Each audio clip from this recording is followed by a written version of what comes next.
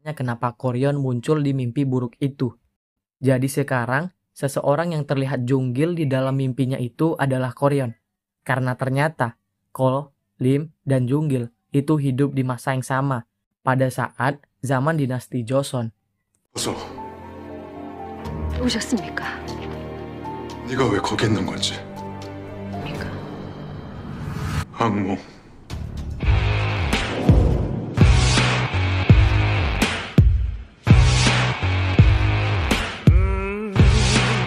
Junggil yang bertanya kenapa Koryon ada di dalam mimpi buruknya, kini tak mendapatkan jawaban yang jelas, karena Koryon masih menutupi kebenarannya dari Junggil. 악몽. 그저 악몽입니다. Junwoo yang masih tidur, kini dibangunkan oleh ibu dan adiknya, sehingga dia merasa senang dan langsung memeluk sang ibu. 엄마? 수제자의 팀장님이랑 되는 일에. Tapi setelah disadarkan, ternyata yang diciumnya itu adalah Lim, yang sedari tadi memperhatikannya tertidur di kantor. Karena rindu dengan kondisi ibunya, Junwoo sengaja datang ke kedai sang ibu. Namun dia melihat bahwa kedainya tutup sementara waktu. Tak lama, adiknya yang bernama Choi Min keluar dari kedai dan terkejut dengan kehadiran Junwoo. Karena dia terlihat seperti Ajusi yang ada di episode sebelumnya. Setelah ditanyakan, ternyata ibunya sedang sakit, sehingga harus istirahat sementara waktu.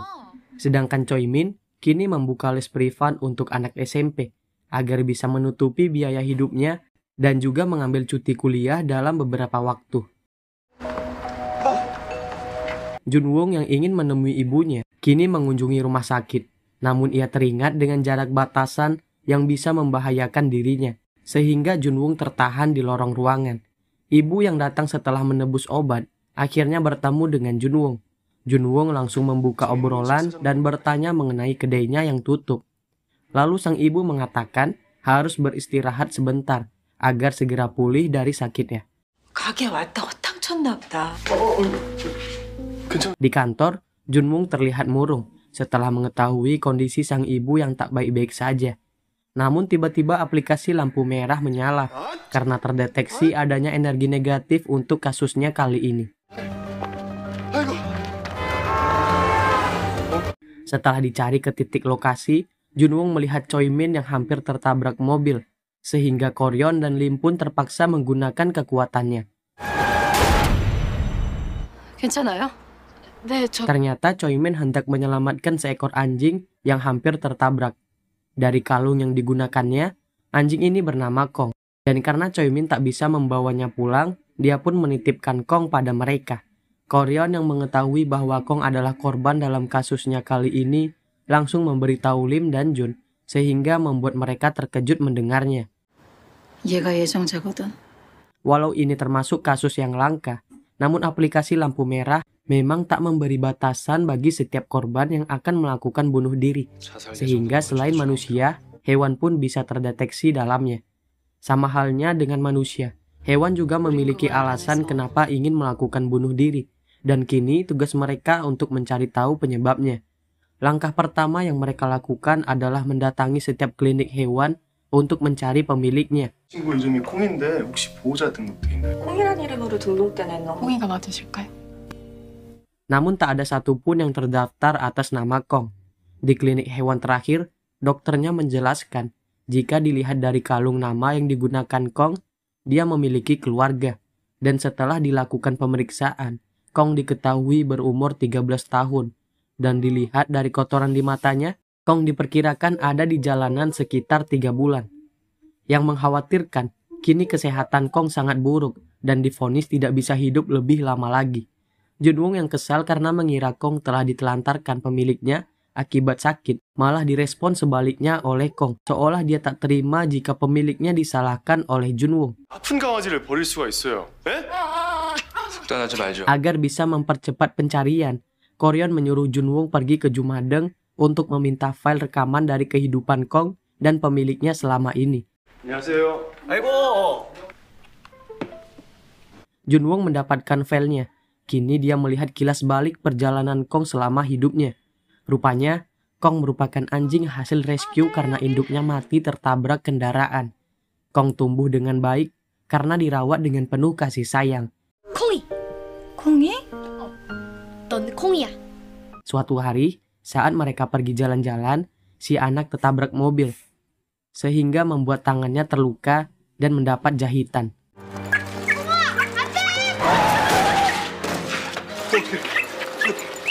Walaupun merasakan sakit, anak ini tak pernah menyalahkan Kong atas apa yang menimpanya. Malah, dia bilang bahwa ini merupakan luka kehormatan. Dari kecil hingga pemiliknya dewasa, Kong selalu ada di sampingnya. Bahkan kini, si owner menunjukkan tato barunya untuk menutupi luka yang pernah ia dapat sewaktu kecil. Hari demi hari selalu mereka lewati bersama. 꼭 너랑 나 둘이 사는 거야. Sampai suatu hari, si owner diberitahu oleh dokter hewan bahwa Kong menderita tumor di ginjalnya dan kini telah menyebar ke organ lainnya. Dan jikapun dioperasi, dokter tak bisa menjamin kesembuhannya karena usia Kong yang sudah tua. Setelah menonton rekamannya, Junwoong menelpon Koryon dan menyimpulkan bahwa Kong memang ditelantarkan pemiliknya karena sudah tua dan sakit-sakitan. Ditambah dengan laporan Lim yang tak melihat pamflet pencarian Kong.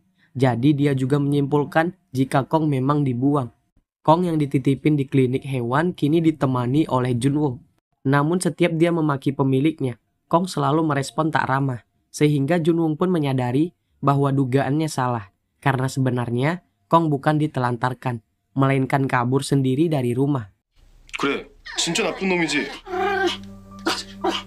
Junwoong langsung menghubungi Koryon untuk mencari pemiliknya melalui grup daring agar bisa lebih cepat. Dan memang benar, setelah Lim mencarinya berdasarkan tanggal postingan, dia menemukan seseorang yang mencari Kong sejak 3 bulan yang lalu. Ternyata, pemilik Kong ini bernama Kim Suyon, yang kini sedang membuat desain anjing untuk kliennya. Sehingga itu membuatnya sedih karena mengingatkannya kembali pada Kong. 훈이 씨, 일러스트 다 돼요. 울어요? Salah satu rekannya yang mungkin bukan pencinta hewan, malah merasa jika Suyon terlalu lebay, jika harus menangis gara-gara kehilangan anjing. Sepulang kerja, Suyon menempelkan lagi pamflet Kong yang telah dirobek. Bahkan dia selalu menonton video rekaman Kong di rumah. Tak lama, Suyon mendapat pesan dari Lim yang mengatakan bahwa Kong ada bersamanya, dan Suyon pun langsung bergegas menemuinya.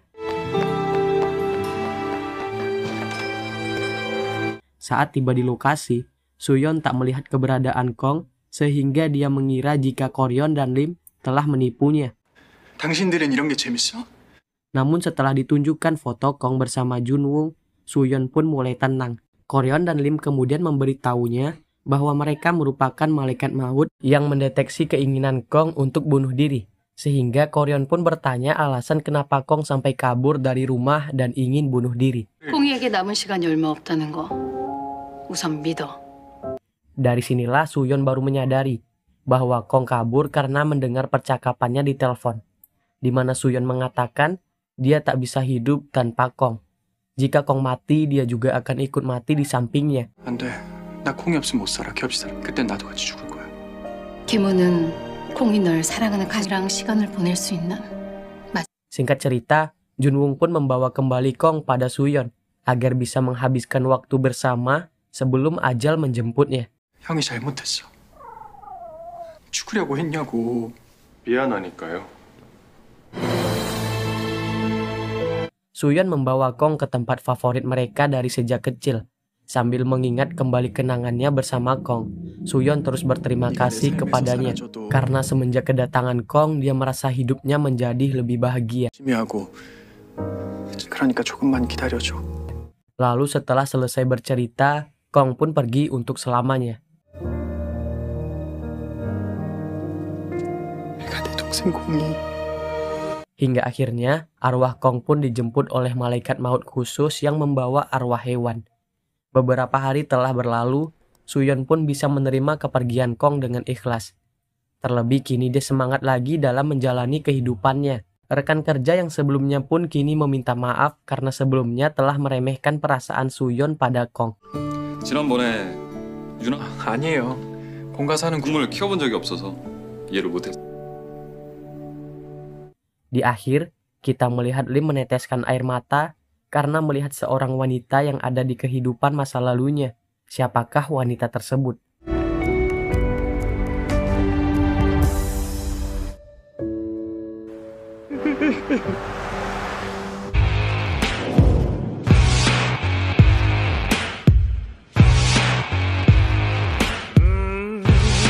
지냈다고?